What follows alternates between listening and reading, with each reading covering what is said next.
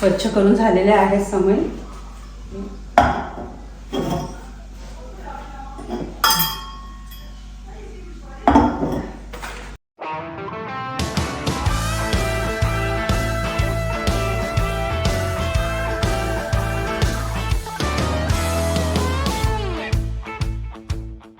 नमस्कार मंडळी, कशा आहात? मजेत आहात ना? नवीन दिवसाची नवीन सुरुवात. तर काल व्हिडिओ आला नाही तर तुम्हाला माहिती आहे आता सध्या परिबेलाला सुट्ट्या आहे, तर त्यामुळे काय होतं त्यांना एक्स्ट्रा ॲक्टिव्हिटी लावलेली आहे, जसं की स्विमिंग, बॅडमिंटन.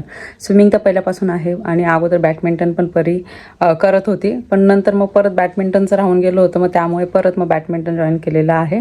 आणि त्यामुळे ना एकासोबतच क्लासेस असतात, म्हणजे अगोदर बॅडमिंटन झाल्याच्या नंतर मग स्विमिंगला घेऊन जावं लागतं आणि त्यामुळे ना वेळ जातो, म्हणजे 3-3.5 तास आरामशीर जातात.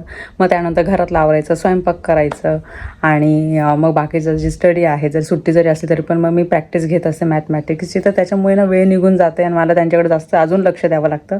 स्कूलमध्ये असताना कसं एवढं लक्ष द्यावं लागत नाही, कारण की ते स्कूलमध्ये असतात. आल्याच्यानंतर मग थोडंसं खेळणं वगैरे झालं किंवा कुठं काय ॲक्टिव्हिटी करून घेऊन आलो तर त्याच्यानंतर घरात असतात.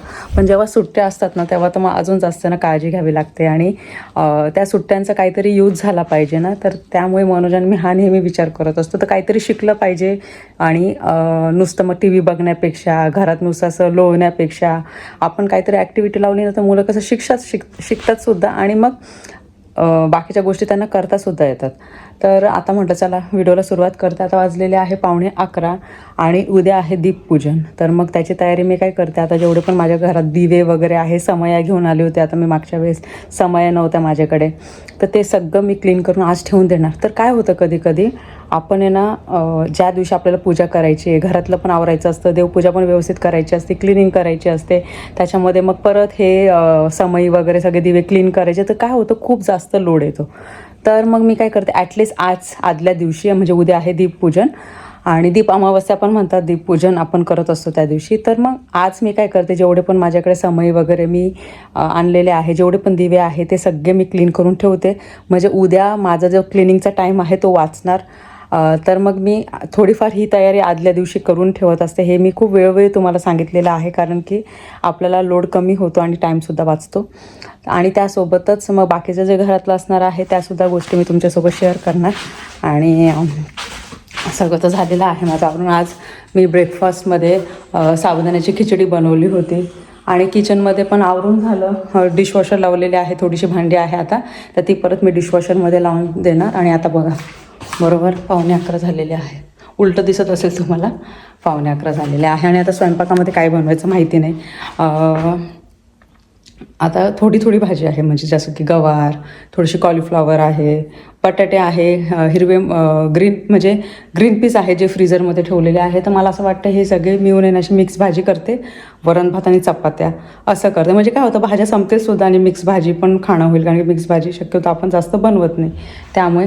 तर चला आता जेवढ्या भाज्या आहेत तेवढ्या मी फ्रीजमधनं काढून ठेवते. आणि कपडे पण माझे आहे ना सॅटर्डे संडेला आहे ना सगळे वॉश करून झालेले आहे. टॉवेल्स, ब्लँकेट्स, परत पिलो कवर, बेडशीटचं जे कवर सगळं करते. मला एक कमेंट आली होती का कोमलताई तू फ्रीज कसं अरेंज करते, तर ते दाखव. तर मी नक्की ना फ्रीज अरेंज करून झालं ना तर नक्की तुम्हाला दाखवते, कारण की आपण फ्रीज जरी अरेंज केलं ना तरी पण मध्ये ना आपण वस्तू इकडे तिकडे ठेवतो, मग ते क्लीन करून मी कसं व्यवस्थित ठेवते. माझं काही जास्त खराब होत नाही, पण तरी पण व्यवस्थित जेव्हा मी सेट करणार ना तेव्हा तुम्हाला दाखवणार. मी अगोदर भाज्या काढून घेते मी, थांबा. गॅरेजमध्ये आले आहे मी जस्ट आता, कारण की उद्या आहे दीपपूजन आणि मग काय वस्तू पण लागणार आहे, ज्या वस्तू मी पूजेच्या याच्यामध्ये ठेवते. जसं की मी बसणे नाही, ते बसण्यासाठी मी काय म्हणतात त्याला मी विसरून गेली, ते मागवलं होतं ते पण मला काढायचं आहे. आणि पाट पण आहे, छोटे पाट, तर त्याच्यावर कसं आपल्याला पूजा वगैरे ना व्यवस्थित मांडता येते. त्याच्या आयटममध्ये मी सगळ्या वस्तू ठेवलेल्या आहे. त्याच्यामध्ये पण आहे, प्लस याच्यामध्ये पण आहे, मला असं वाटतं छोट्या पण वस्तू पण आहे याच्यामध्ये. काही त्या 2 बॉक्समध्ये मी वरती लिहून ठेवलं होतं.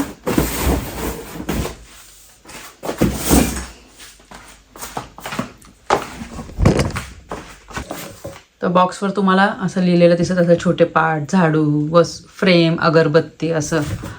तर याच्यामध्ये कसं मी वरती असं लिहिलं आहे ना, तर त्यामुळे काय झालेलं आहे माहिती आहे का, मला वस्तू लगेचच सापडतील, म्हणून मग मी त्याच्यावर ना तसं लिहून ठेवलेलं आहे. आणि काय होतं आपण बॉक्समध्ये नुसत्या वस्तू काढून ठेवल्या ना, मग आपल्याला काय होतं सगळंच काढावं लागतं आणि कोणत्या वस्तू कशात ठेवलेल्या आपल्या लक्षात राहत नाही. मग लक्षात राहण्यासाठी म्हणजे मग जास्त गडबड नको व्हायला म्हणून मी या सगळ्या गोष्टी यामध्ये ठेवलेल्या आहेत.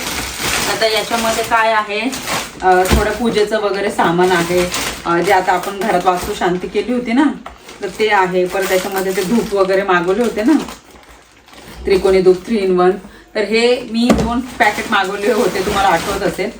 त्यानंतर मग थोडंसं हे आता तुपातली वात वगैरे ठेवलेली आहे.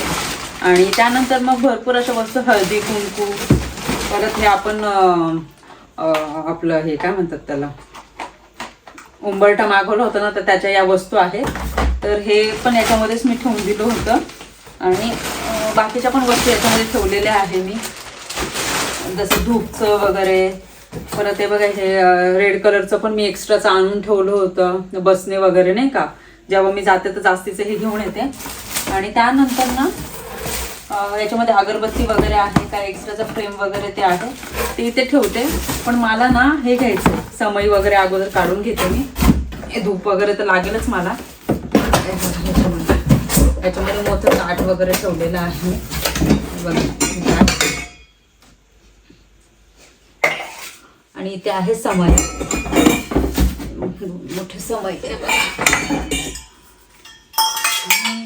आणि अगोदर दीप पूजन करायचं ना मी, तर छोटे छोटेच दिवे असायचे ना, त्याच्यानेच मी पूजा करायची. मला खूप नेहमी असं वाटायचं, अरे यार समय तरी पाहिजे आपल्याला पूजा करण्यासाठी नाही का. माझं आहे बघा हे छोटे छोटे पाट.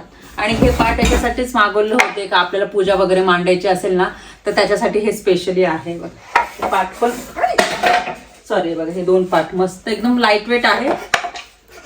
आणि आपण यावर पूजा सुद्धा मांडू शकतो. आणि बाकीचे जे आहे आपले हे छोटं लाल कलरचं, इथे आपल्याला पूजा वगैरे मांडायची असेल ना, तर त्याच्यासाठी आहे हे. आणि याच्यामध्ये ठेवलं ना तर व्यवस्थित होतं. 2 याच्यावर पाड करताय का बघते मी. हे जस्ट मी वरती असं काढून ठेवते, याच्यामध्ये ठेवते. बाकीचे तिथे हार वगैरे तर आहेच.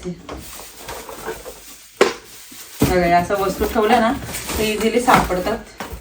अजून बाकीचे जे दिवे आहे छोटे छोटे, ते मी वरती ठेवते. आता तेच ठेवलेले आहे.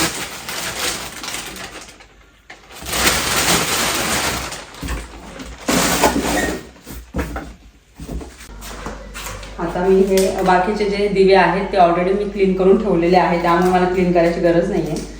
फक्त आता हे जे समय आहेत त्याच मला क्लीन करायचे. आणि मी ग्लव्स घालते, त्याचं कारण हे फाटलं बघा. कारण की नखांमध्ये ना ते पितांबरीचं जातं, म्हणजे हे आणलेले बघा चमक दमक म्हणून. आणि हे सगळं नखांमध्ये जाताना लवकर आहे ना ते निघतच नाही, ते ब्लॅक ब्लॅक ब्लॅक ब्लॅक होऊन जातं.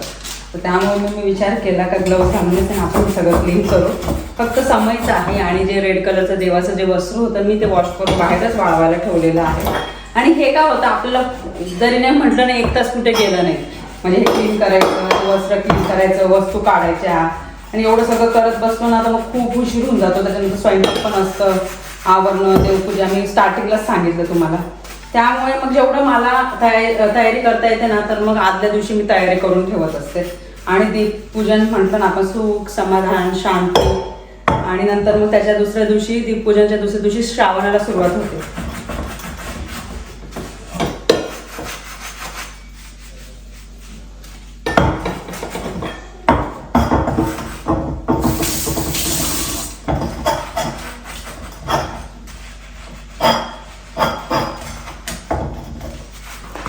स्वच्छ करून झालेले आहेत समय.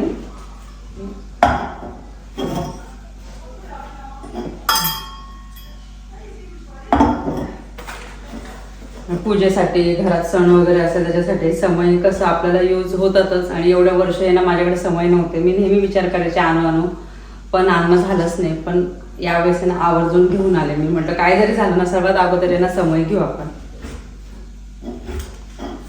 बाहेरची फ्रेश हवा आली पाहिजे घरात ना, म्हणून हाफ ओपन करून ठेवते. पण कधी कधी तुम्हाला सांगितलं ना, ऊन जास्त असलं ना आणि असं शटर बंद केलं नाही ना तर खूप जास्त आहे ना घरात गरम होतं, ही काच पण गरम होते. पण थोडा वेळसाठी ना मी असे हाफ ओपन करते जेणेकरून मग कसं फ्रेश हवा आली पाहिजे. तर इथलं आहे, इथलं पण तसंच करते मी. नाही तर तसं पण आहे ना ओपन केलं ना शटर तसं पण भरपूर उजेड पडतो. हे बघा आता जस्ट मी काय केलं, ड्राय झालेले जे कपडे होते ना ते जस्ट मी आता व्यवस्थित ठेवले. मी काय करते घडी घालून इथे ठेवते. मला जेव्हा वेळ नाही भेटत ना तर मी काय करते नॉर्मल फोल्ड करून आहे ना इथे ठेवून देते. आणि जेव्हा माझं घरातलं पूर्ण काम आवरून होतं ना जेव्हा मी इथे येते ना तर मग या ठिकाणी मग हे सगळे कपडे आहे ना व्यवस्थित ठेवते. ना तर काही गडबडीमध्ये काय होतं माहिती आहे का, आपण इथे तिथे ठेवून देतो त्याच्यानंतर परत आवरावर, मग ते आवरावर सारखं होऊ नये त्यामुळे मग मी काय करते वेळोवेळी ना, भले मला एक दिवस लेट झालं तरी चालेल पण मग मला जेव्हा वेळ मिळेल ना पटकन मी व्यवस्थित लगेचच ठेवून देते. आणि जे कपडे वॉश करून आम्ही ट्रॅव्हलला गेलो होतो ना तर ते कपडे सगळे वॉश करून मी हँगरमध्ये असे लावलेले आहेत. खूप जास्त मी कपडे घेऊन गेले नव्हते. मी सांगितलं होतं व्हिडिओमध्ये रिपीट झाले ना कपडे तरी चालते पण खूप अति घेऊन जायला नको, कारण की दरवेळेस असंच होतं खूप घेऊन जातो आणि ते कपडे घालणं होत नाही. म्हणून मग मी हे सगळे जे वॉश करून झाले होते ते हे सगळे लावून दिले लगेचच. आणि कधी कधी काय होतं माहिती आहे का, कारण नसताना हे आपल्याला ना चिडचिड होते.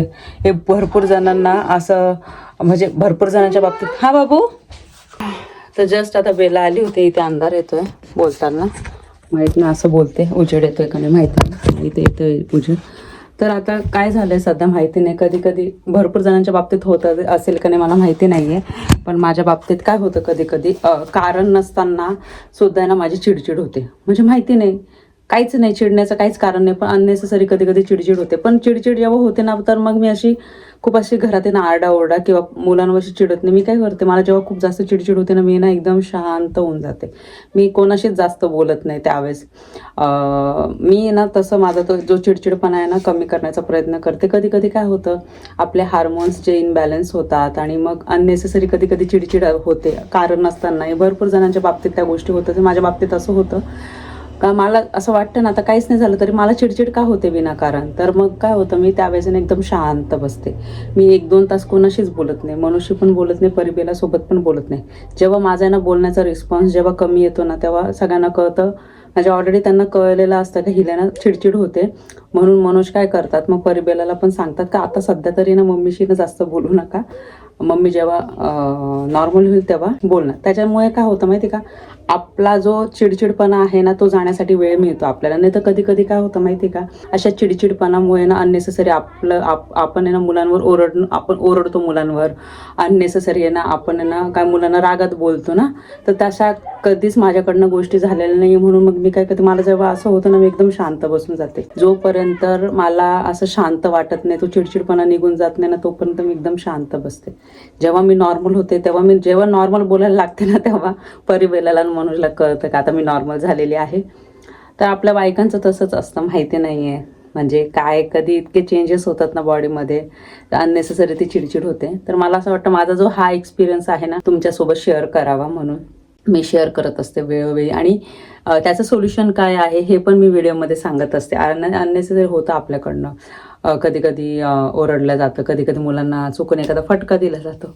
तर माझ्याकडनं त्या गोष्टी कधी झाल्या नाही. मी कंट्रोल करण्याचा खूप प्रयत्न करते, जास्त चिडचिडपणा नको व्हायला, काय नको.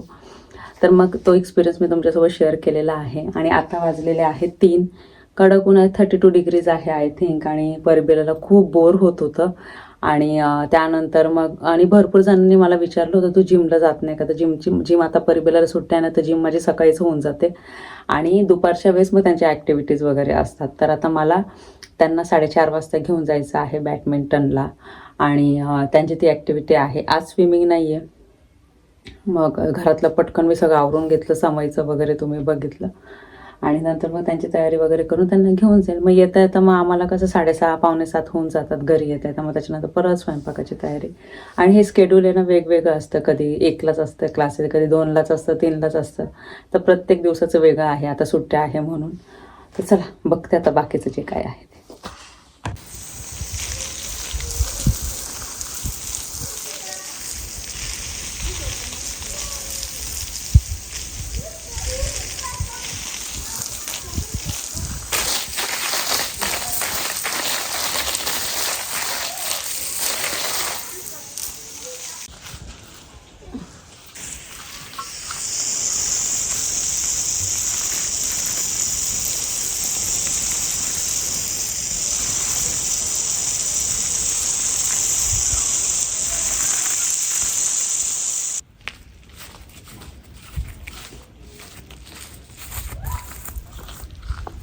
हे 6 किंवा 7वी वेळ आहे मी हे चेरी टोमॅटोज तोडत आहे.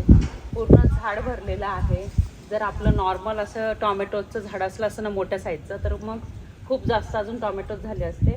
पण काय हरकत नाही, सलाडमध्ये आम्ही ना डेली खात आहोत चेरी टोमॅटो आणि खूप खूप गोड आहे. तर चला आता हे पटकन तोडून घेते मी आणि तुम्हाला सुद्धा जवळून दाखवते.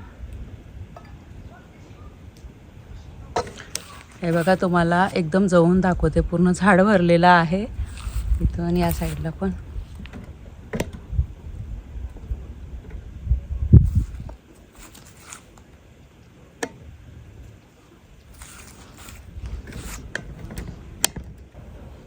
हे पाणीच्याच ह्याच्यावर दिला आहे तर आता हे स्वच्छ झालेलं आहे. एकदम भारी.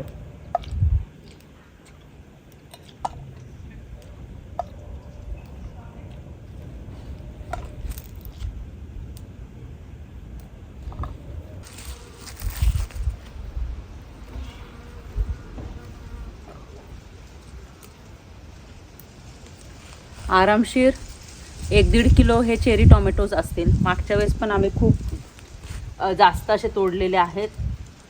तुम्हाला माहिती आहे सीझन असेल ना तर मग भरपूर स्ट्रॉबेरीज पण आम्ही 4-5 वेळेस ना तोडले होते. एवढ्या स्ट्रॉबेरीज येत होत्या अक्षरशः 1-1, 1.5, 2-2 किलो आम्ही स्ट्रॉबेरीज तोडलेले आहे. इवन रास्बेरीजच्या बाबतीत पण तसं भरपूर रास्बेरीज 4-5 वेळेस तोडून झालेल्या. तुम्हाला तर जस्ट मी 1-2 तास दाखवलं असेल हार्डली, पण आम्ही त्याच्यानंतर पण खूप वेळेस रास्बेरीज तोडलेल्या आहे.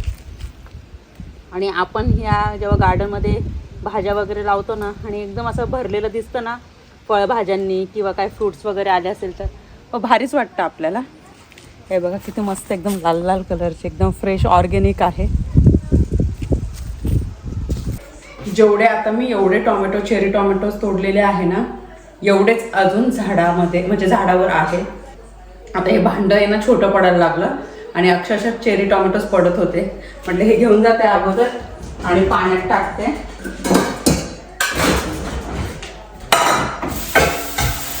आणि इतकं छान लागतं ना हे, मस्त त्याच्यामध्ये लिंबू, कोथिंबीर, थोडंसं मीठ, चाट मसाला टाकून.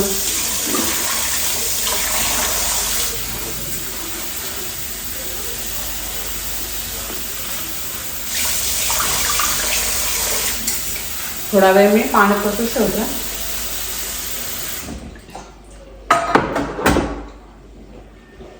आणि बाकीचे जे आहे अजून तोडून येते.